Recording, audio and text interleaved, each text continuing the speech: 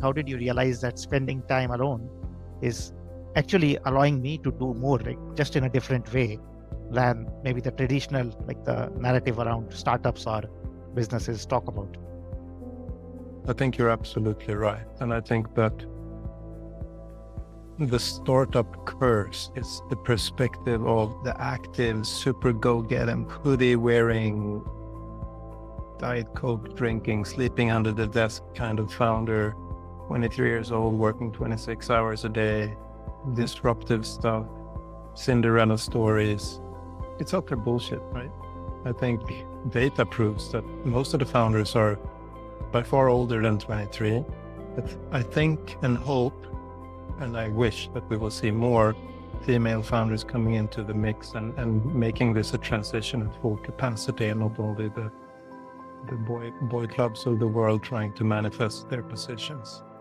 I think being on your own and being in yourself is a very important source of energy for the integrity that you need to have to make the right decisions at high speed. Because at high speed, everything becomes black and white. There is no gray. There's so many decisions to be made every day that you can't have the in-betweens kind of thing. You have very little layers, if either or, and there's consequences to either or. I had a period when I had so little alone time, and alone sometimes sounds like it's a bad thing. Oh, he's so alone, or he's so lonely. Not at all. He's on recharge. And I had this period whenever I was on an airplane, which I am, traveling to most of the conferences, and it's a paradox, right, in regards to what I do.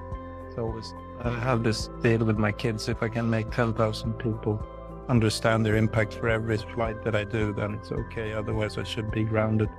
And of course, trying to make more sustainable choices when I can. But whenever I got on a plane for a period of time, I was in tears after 30 minutes. Because it was the only time that I was on my own. And everything bubbled up in this very compressed window of time. Yeah. I think I've been crying on airplanes across the world for quite some time, because it was the only window I had when I was on my own with my reactions and my thinkings and my ambitions. And that's not necessarily a bad thing. It sounds like it's a horrible experience. It's not. It's a cleansing moment, and it's a recharge, it's a reboot. Yeah.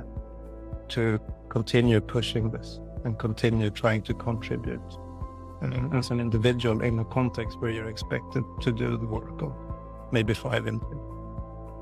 Yeah, thank you. Thank you for adding that. I think there is so much wisdom there in allowing a part of yourself to come out, but not to fight it or push it down again. And then to learn something about yourself. And as you were talking about, that can become what drives everything else in a more sustainable way individually, before you try to solve a world problem.